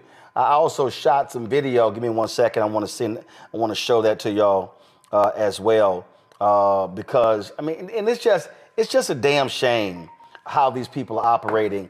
And so they want to totally control Washington, D.C. They want to force the mayor of D.C., force the city council to be on bended knee to whatever they want. This is the video that I shot of them also working on the street, tearing it up. So that's what's going on here in the nation's capital. And so here's what Trump did, y'all.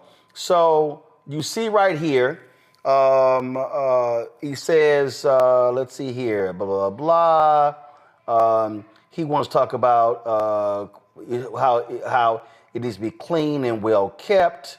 So you see right here, fighting crime, what's going to happen right here. My administration shall work closely with local officials to share information, develop joint priorities, maximize resources to make the District of Columbia safe. And so he's listing all these departments, creating these task force as well. You see right here, task force shall coordinate to ensure effective federal participation in the following tasks: directing maximum enforcement of federal immigration law, redirecting available federal, state, and local law enforcement resources to apprehend and deport illegal aliens, monitor the District of Columbia's sanctuary city status and compliance, provide assistance to facilitate the prompt and complete accreditation of the D.C. Forensic Crime Laboratory. Also, in collaboration with his leadership and union, providing MPD with assistance to facilitate the recruitment, retention, and capabilities of its police officers. And it goes on and on and on. And so you see deploying a more robust federal law enforcement presence and coordinating with local law enforcement to facilitate the deployment of a more robust law enforcement. They just repeat shit they don't even read executive orders. They just repeat stuff. Okay, so you look at all the different parks or whatever. Then you see here, the Secretary of the Interior is going to make the District of Columbia beautiful. And so blah, blah, remove graffiti from commonly visited areas, blah, blah, blah, blah, blah, general provisions, blah, blah, blah, blah, blah, blah, blah, blah, blah, blah. Okay, so that's when it relates to D.C. Then, of course, it also was about the Smithsonian. So here's what they did. They then called this Restoring Truth and Sanity to American History. That's what this is called, okay? Restoring Truth and Sanity to American History. So they sit here and they write that over the past decade, Americans have witnessed a concerted and widespread effort to rewrite our nation's history, replacing objective facts with a distorted narrative driven by ideology rather than truth. Oh, the revisionist movement seeks to undermine the remarkable achievements of the United States by casting its founding principles and historical milestones in a negative light. Under the historical revision, our nation's unparalleled legacy of advancing liberty, individual rights, and human happiness is reconstructed as inherently racist, sexist, oppressive, or otherwise irredeemably flawed. All Donald Trump. Rather than fostering unity and a deeper understanding of our shared past, the widespread effort to rewrite history deepens societal divides and fosters a sense of national shame, disregarding the progress America has made and the ideals that continue to inspire millions around the globe. So what does he do? So watch this here. So he talks about once widely respected as a symbol of American excellence and a global icon of cultural achievement, the Smithsonian Institution has in recent years come under the influence of a divisive, race-centered ideology. This shift has promoted narratives that portray American and Western values, white, as inherently harmful and oppressive. For example, the Smithsonian American Art Museum today features The Shape of Power, Stories of Race and American Sculpture, an exhibit representing that, quote, societies, including the United States, have used race to establish and maintain systems of power, privilege, and disenfranchisement. Not a lie told, not one. The exhibit further claims that sculpture has become a powerful tool in promoting scientific racism and promotes the view that race is not a biological reality, but a social construct, stating race is a human invention. But it is. And then here we go. The National Museum of African American History and Culture has proclaimed that, quote, hard work, individualism, and the nuclear family are aspects of white culture. So here we go with this nonsense. So what do? Say the Smithsonian, so he's going to put Vice President J.D. Vance over this whole deal. They want to change the structure of the Board of Regents. You see right here, it goes on and on and on, on and on and on. Restoring Independence Hall, blah, blah, blah, blah, blah. Oh, and here we go. Section 4, Restoring Truth in American History. The Secretary of the Interior shall, quote, determine whether since January 1st, 2020, public monuments, memorials, statues, markers, or similar properties within the Department of Interior's jurisdiction have been removed or changed to perpetuate a false reconstruction of American history, inappropriately minimize the value of certain historical events or figures, or include any other improper partisan ideology. And here's where it comes. Let's bring back the white power symbols. He wants him to take action to reinstate the pre-existing monuments, memorials, statues, markers, or similar properties as appropriate and consistent with blah, blah, blah, blah, blah. Y'all, all this is about is how do we bring back whiteness? How do we bring back white culture, white dominance? That's all this is, Michael. It's abundantly clear. Absolutely. And this is something we were warning people about before the election. But this goes back. So first of all, I read the fact sheet on this executive order that Donald Trump did on Thursday. This goes back to his first term in office when Donald Trump attacked the 1619 Project and said basically it was anti-American, said he didn't know anything about the year 1619. He said he knew about 1776. He created the 1776 Project, which created a ahistorical version of history. He also attacked critical race theory. And he was attacking critical race theory. He did an executive order in September 2020 that banned the use of critical race theory in training for federal employees. This was 6 months before Christopher Rufo started publicly his tweets, really attacking critical race theory. So, and then you see him talking about in the past 5 years, renaming monuments, things of that nature. He's talking about the racial reckoning that took place after the killing of George Floyd in this country that spread all across the country. And we've been talking about how there's going to be a white backlash to that whole Black Lives Matter movement. And this is what we're seeing right now. And he's talking about going after the funding, because part of this talks about prohibiting funding for exhibits or programs that degrade shared American values, divide Americans by race, or promote ideologies inconsistent with federal law. And he's talking about the Smithsonian Institute, their exhibits, et cetera, the African American Museum.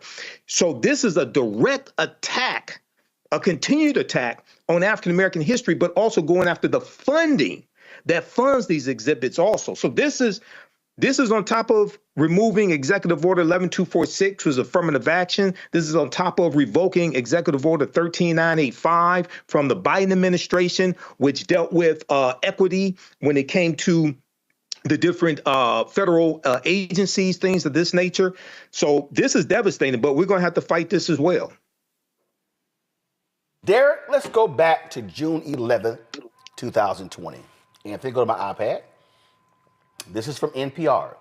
Congress heads towards clash with Trump over removal of Confederate symbols. And so, here we go right here. Okay, the Republican-led Senate Armed Services Committee, let me get rid of this, adopted an amendment that will create a commission charged with renaming Army installations that bear Confederate names and removing their Confederate symbols. Okay? Now remember, the House had already voted to purge the Capitol of Confederate statues. And so here we go, we got more. And so the reality is, the Republicans did not want to do it. Okay? You see right here, Senate Majority Leader Mitch McConnell noted that the statues in the Capitol come from the 50 states. He argued they should decide which ones they send to Washington. Every state is allowed 2 statues. They can trade them out at any time. I think that's the appropriate way to deal with the statue issue. The states make that decision. Well, we already know racist states like Mississippi love their Confederate symbols.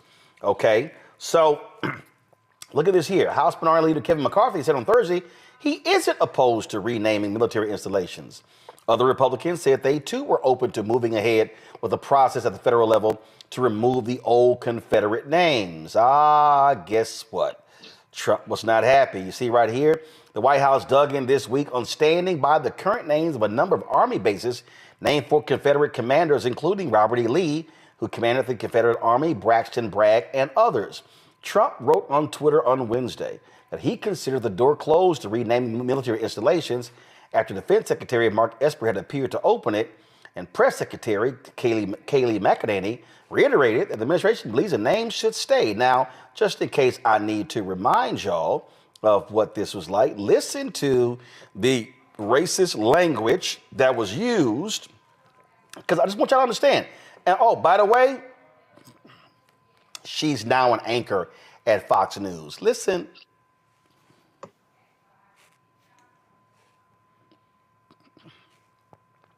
All right, trying to get to play here, so give me 1 second. See, y'all, these folks here, it's real clear who they are. It's real clear what they stand for. It's real clear who they actually represent. All right, here we go. Listen to this. Fort Bragg is known for the heroes within it that trained there, that deployed from there, and it's an insult to say to the men and women who left there the last thing they saw on American soil before going overseas, and in some cases losing their lives, to tell them that what they left was inherently a racist institution because of a name. That's unacceptable to the president, and rightfully so.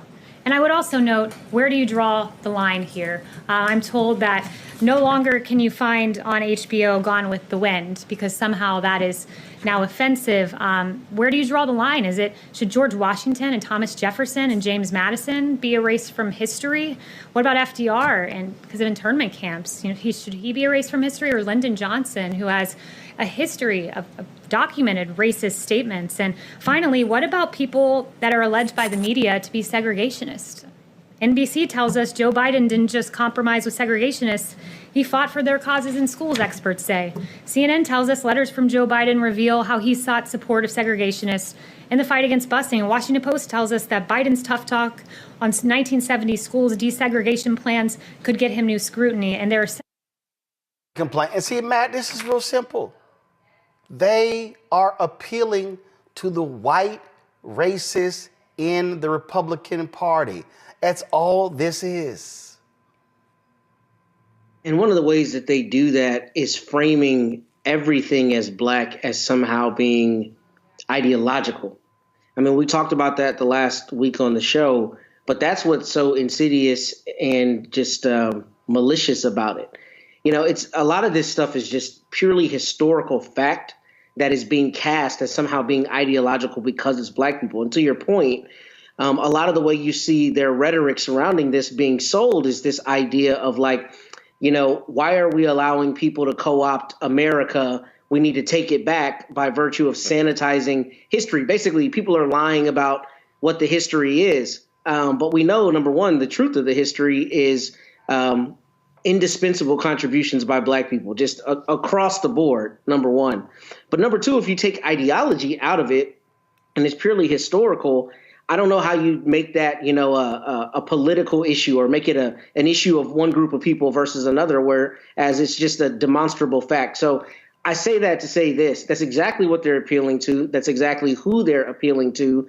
And it's terrifying that in this country, there's a large contingent of people who will see something as Black and see it as immediately being ideologically slanted or somehow being, it's carrying out some Marxist ideology or some far liberal ideology or whatever, when it's fact, historical fact. And the interesting thing about this is, as it relates specifically to the Confederacy, a lot of their objection, or at least purported objection, is this idea that people are not promoting American values. They're not adopting American values. They're not standing strong for America and what she stands for. But that's literally what the Confederacy did not do. It literally seceded from the United States of America and fought a war to have its own supremacy. I mean, that is like per se treason. And it's crazy to me that in the same breath, people who are in support of renaming these military bases and putting back up these monuments to Confederate people can not understand the intellectual cognitive dissonance that lies in that kind of statement, and the idea that you've got to be more American by standing up for American values and promoting American values, but I should have the right to promote the best example of a contingent of people who did not promote American values. And they'll never answer that hypocrisy, because it isn't about being logically, consistent. It's about Blackness, and it's about anti-Blackness, and it's about making anything that is tangentially related to Black be the enemy. And we're seeing that, and it's terrifying that people are allowing that. I mean, to this end, I'm a part of a committee here in the local town that puts on an annual parade. And I didn't know this, but as of, 5 or 10 years ago, there was like a group of Confederates who would march in this parade. And I told the people I was involved with, there's absolutely no way I'll be involved if they're involved. They're no longer involved. But just as recently as 5 years ago, people were still coming out with Confederate flags and demanding their opportunity to march down the street with heritage. You only do that if your heritage is about hate, and if you want to thumb your nose in the face of people who recognize that it's about hate and who call you on that. I mean, that's what we're seeing with this administration.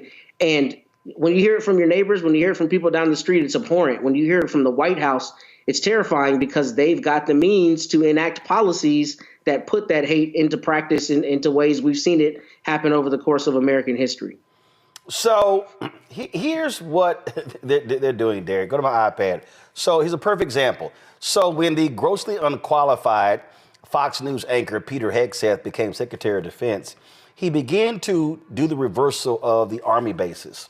And so they changed Fort Benning. They changed that. What they also did was change Fort Liberty. But here's the deal. This is how shameful they are. So Fort Bragg was named after a Confederate general. Okay, that's what it used to be named after, Braxton Bragg. But then he got cute by renaming it after Private First Class Roland Bragg, a World War II veteran awarded the Silver Star and Purple Heart. Then he did the same thing for another particular base as well. So what they're doing is using same names. These people are a joke, but what they're appealing to is whiteness.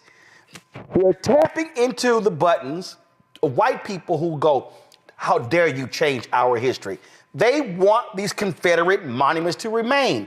This is about appeasing whiteness. We got to call this thing what it is. It's playing up to them. It's embracing them. This is about white culture, white dominance over history, white dominance over everything.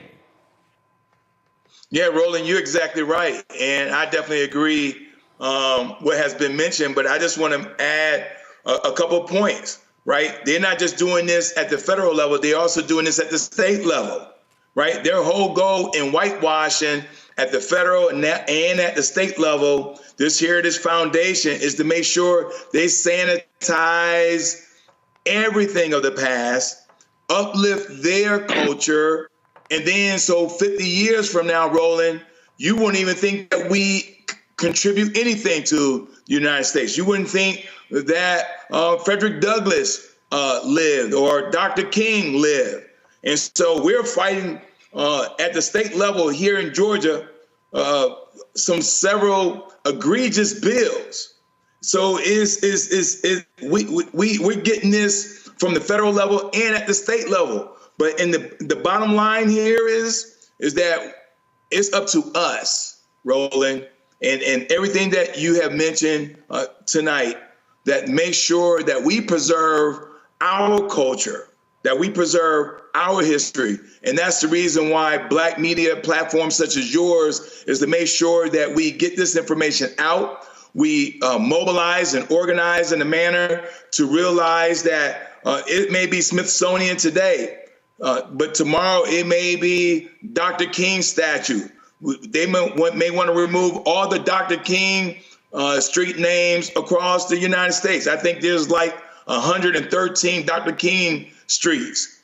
And so this fight, we have to have the endurance.